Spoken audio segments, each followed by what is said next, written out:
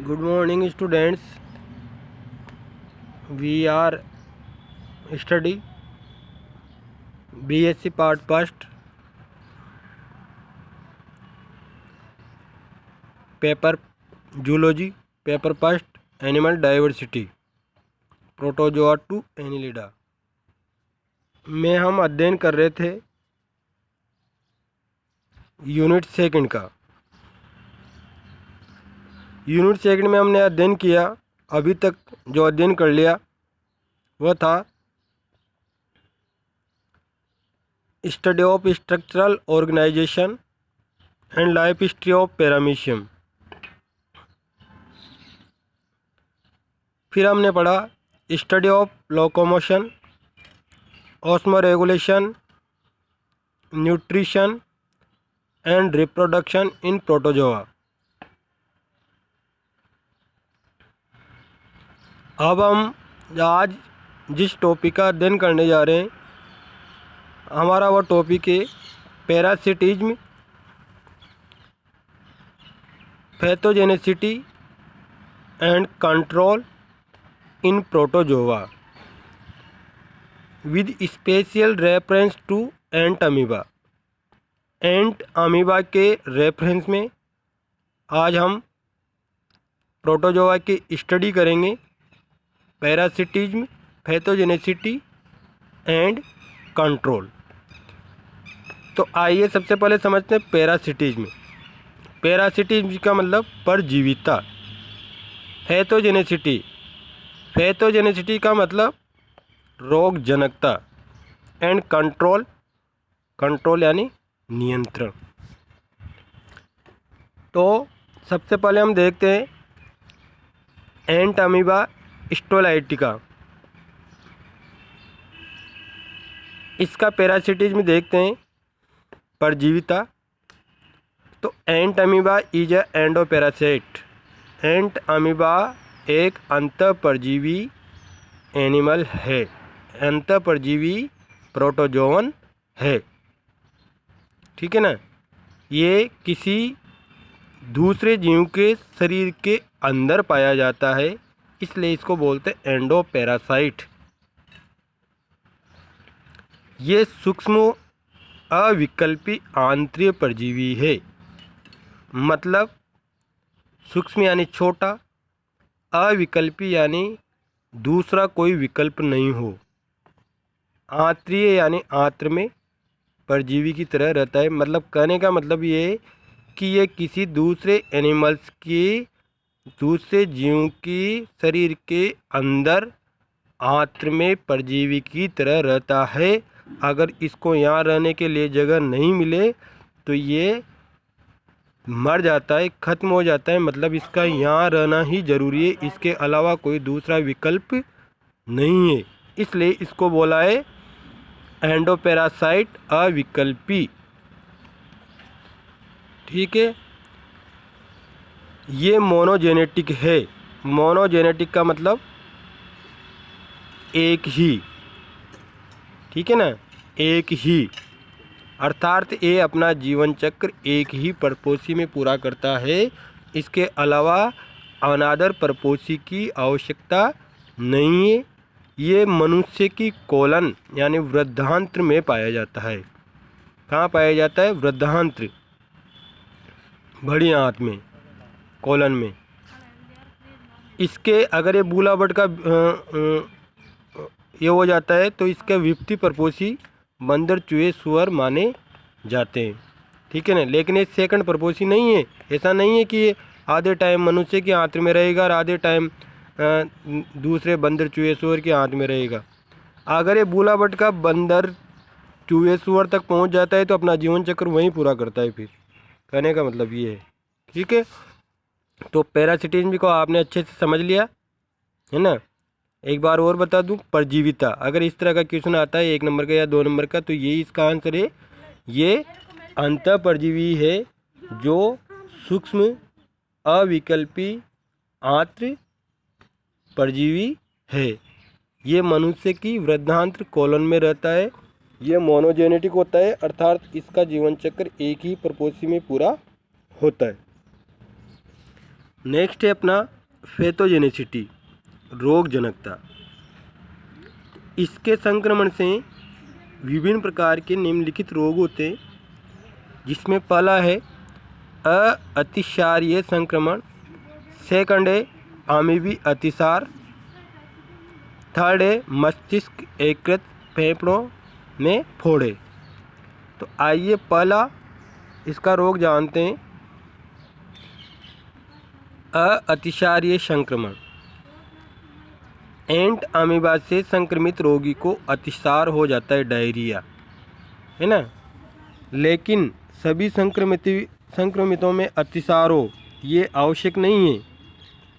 जिनमें स्पष्ट लक्षण नहीं होते वे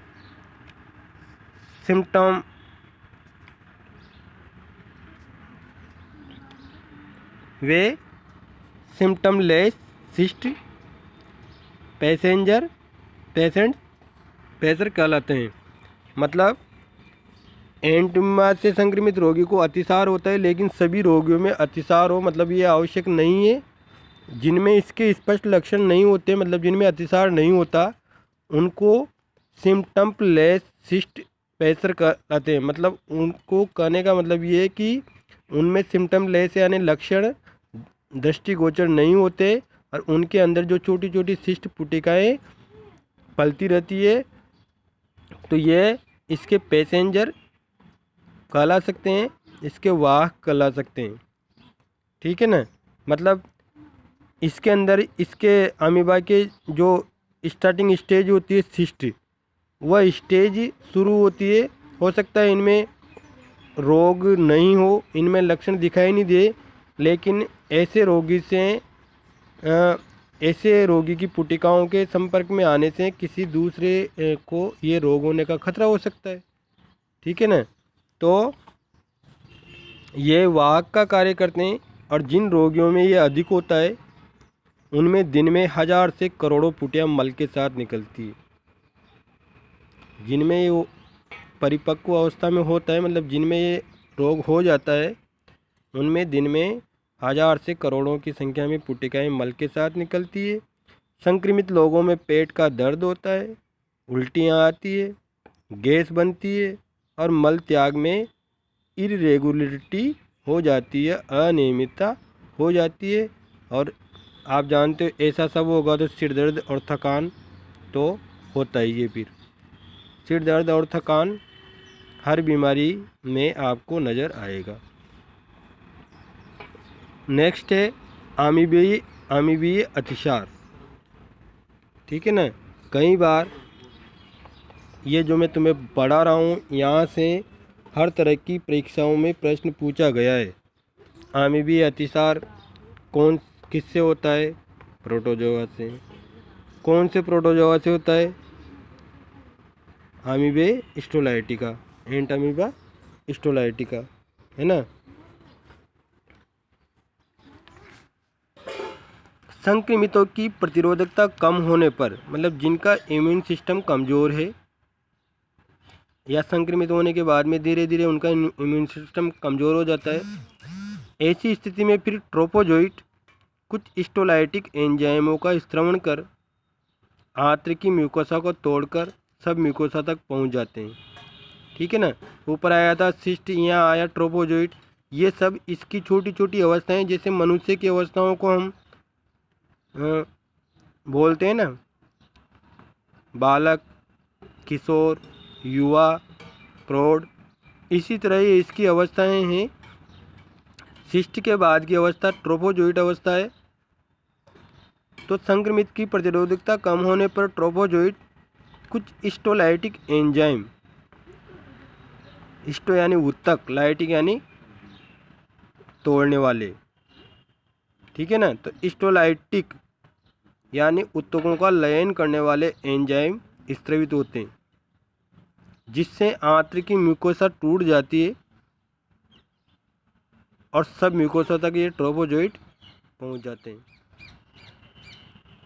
आंत्र की म्यूकोसा बाहरी परत, उसको तोड़कर अंदर की परत तक सब म्यूकोसा तक पहुंच जाते हैं और आंत्र में अल्सर उत्पन्न करने लग जाते हैं।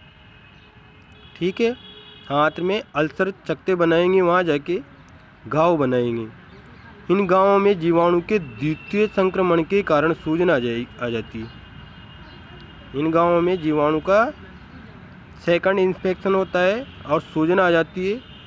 घाव से एंट अमीबा, रक्त कणिकाएं, म्यूकस ईटीसी मल के साथ बाहर आने लग जाते हैं। क्योंकि एंट अमीबा हाथ में घाव हो गया तो घाव से म्यूकस भी निकलेगा, ब्लड कार्पल्स भी निकलेगी। एंट अमीबा जो वहाँ पे परिपक्व अवस्था में आ जाते हैं मल के साथ बाहर आते हैं। रोगी को पेट दर्द के साथ दस्त व कभी कभी बुखार भी होने लगता है। तीसरे नंबर की बीमारी अपनी मस्तिष्क एकीकृत फेफड़े में फोड़े। कभी कभी ट्रोफोजोइट रुधिर परिभ्रमण में होकर मस्तिष्क एकीकृत प्लिया, फुफ्फुस और जनन ग्रंथियों तक पहुंच जाते हैं। मतलब ट्रोफोजोइट ब्लड सर्कुलेशन में चले गए तो इस ब्लड सर्कुलेशन रुधिर भ्रमण के साथ ही मस्तिष्क में भी चले जाते हैं, लीवर में भी चले जाते हैं, स्प्लीन में भी चले जाते हैं और लंग्स में भी चले जाते हैं और रिप्रोडक्टिव ग्लैंड्स में चले जाते हैं। यहाँ ये ऊतकों को नष्ट करते हैं और उनमें पुंसियाँ उत्पन्न करते हैं। ये जहाँ जाएगा वहाँ विनाश और नुकसान का ही कार्य करेगा। इसलिए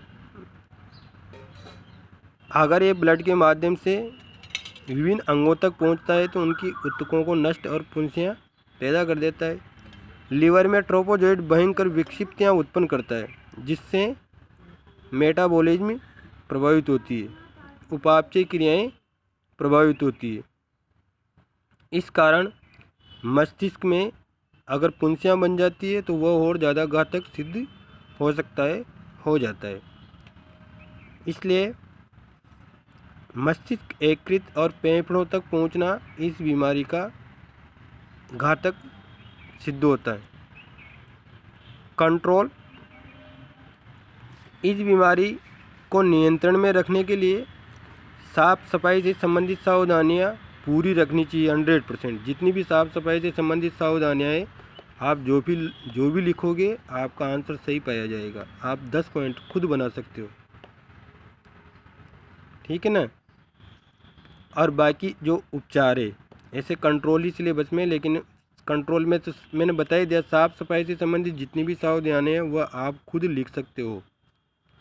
उपचार है, उपचार में बताऊं तुम्हें, एंटीबायोटिक जैसे टेट्रासाइक्लिन, टेरोमाइसिन आदि का उपयोग करना चाहिए।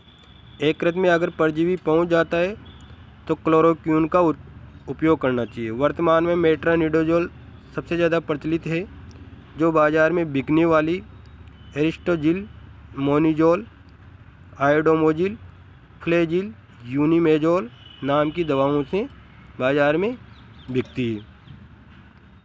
भारत में Central Drug Research Institute Lucknow व Post Graduate Institute of Medical Research Chandigarh में अमीबाइसिस पर शोध कार्य जारी है तथा इस रोग के नियंत्रण में प्राथमिक सहायता भी मिली है। लेकिन मैं यहाँ तक का पक्षधर नहीं हूँ कि उपचार हो। हमें उपचार से पहले ही इसको कंट्रोल करने की उपाय करने चाहिए। बीमारी का इंतज़ार क्यों करें? बीमारी हो और बीमारी के जो कारण हो उन कारणों को ख़त्म करो, और वो कारण ख़त्म अपन अपनी सावधानियों से कर सकते हैं।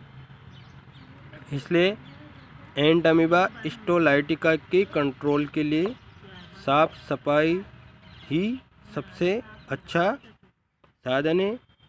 और घर पे, रसोई पे, अपने आसपास के वातावरण में, अपने कपड़ों में, अपने शारीरिक साफ सफाई का उचित प्रबंध करें, उचित देखभाल करें।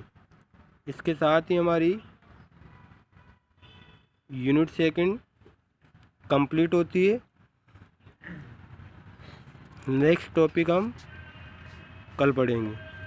थैंक यू, धन्यवाद।